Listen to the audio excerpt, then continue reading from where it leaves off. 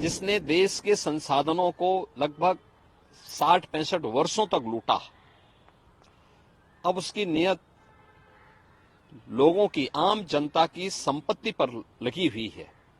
और आम जनता की संपत्ति पर लगे होने के कारण ही अब वह इस विरासत टैक्स की बात कर रहा है। देश के अंदर अलग अलग भागों में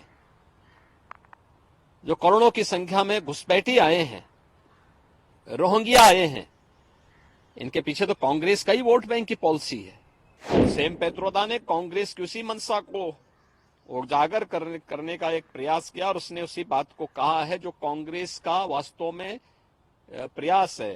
वो तो अच्छा है 2014 में कांग्रेस की विदाई हो गई, अन्यथा कांग्रेस उसको उसी समय लागू कर चुकी होती। उनकी मंशा देश के प्रति अच्छी नहीं है। अनुसूचित जाति, जनजाति और पिछड़ी जाति के लोगों को मिले हुए संवैधानिक अधिकारों से ये लोग वंचित करना चाहते हैं। देश के प्रति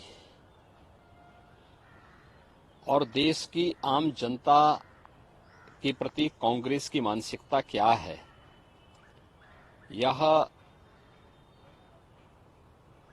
पहले भी यूपीए गवर्नमेंट के दौरान भी और कल फिर एक बार उजागर हुआ है। कांग्रेस के घोषणा पत्र में भी कहीं न कहीं ये सब इशारे थे। ऐसा नहीं कि जो सेम पेत्रोदा ने कल कही है बात 2011, 12, 13 में तत्कालीन जो मंत्री थे पी चिदम्बरम, उनके द्वारा भी इन सब चीजों की वकालत बार बार की जाती थी। और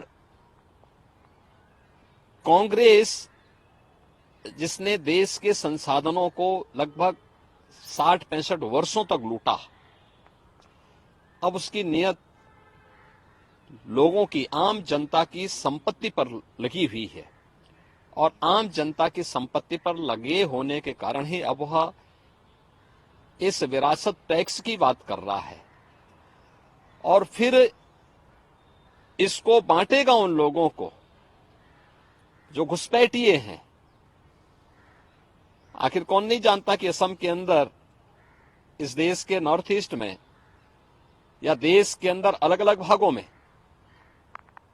जो करोड़ों की संख्या में घुसपैठी आए हैं, रोहिंग्या आए हैं, इनके पीछे तो कांग्रेस का ही वोट बैंक की पॉलिसी है।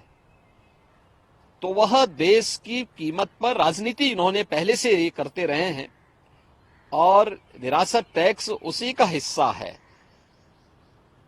एक तरफ ये आम जनता को टैक्स लाद करके तबाह करेंगे, उनकी संपत्तियों को जबरन अपने कब्जे में लेंगे और फिर उन घुसपैठियों को, उन लोगों को देंगे जो लोग, जिनका भारत से कोई संबंध नहीं है।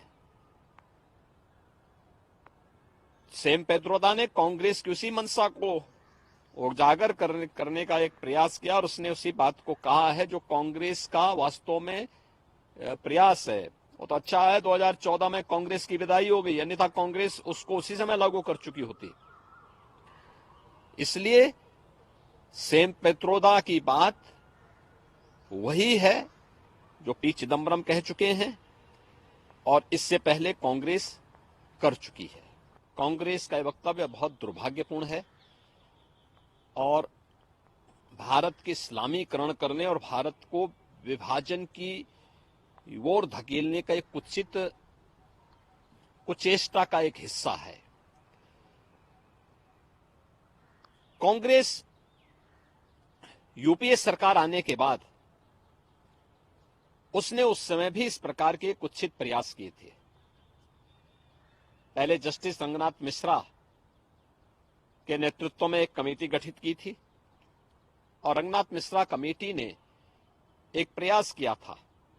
उस समय भी उस कमेटी की जो रिपोर्ट थी वो इस बात की ओर ध्यान आकर्षित करती थी कि ओबीसी वर्ग को मिलने वाला जो 27% आरक्षण, उसमें 6% आरक्षण मुस्लिम को दे दिया जाए। ऐसे ही उस कमेटी की रिपोर्ट में यह भी था कि दलितों को भी, यानी जो लोग कन्वर्ट हो चुके हैं मुसलमान, उन लोगों को भी दलित का एक हिस्सा, मुस्लिमों का एक तबका ऐसा है जिसको दलित का पार्ट बनाया जाए। दलितों को मिलने वाले जो सुविधाएं उसके अनुसार भी उनको ट्रीट किया जाए। उस समय भारतीय जनता पार्टी ने बहुत बड़ा आंदोलन किया था। तो चाहे वह जस्टिस रंगनाथ मिश्रा कमेटी की रिपोर्ट यूपीए गवर्नमेंट के समय रहे हो या सच्चर कमेटी की रिपोर्ट, ये ओबीसी SC ST के आरक्षण के अधिकार पर डकैती डालने की कांग्रेस की कुत्सित मंशा का प्रयास था। और प्रधानमंत्री मोदी जी ने जिन मुद्दों की ओर देश का ध्यान आकर्षित किया है, जिस पर उन्होंने कहा है कि ये अनुसूचित जाति, जनजाति और पिछड़ी जाति के लोगों के हकों में लोग लूट करना चाहते हैं, लूट मचाना चाहते हैं। आपने कल कांग्रेस की कर्नाटक की गवर्नमेंट के उसको देखा है जिसमें उन्होंने कहा कि साहब हम मुसलमानों को 32% आरक्षण देंगे। ये चीजें क्या है?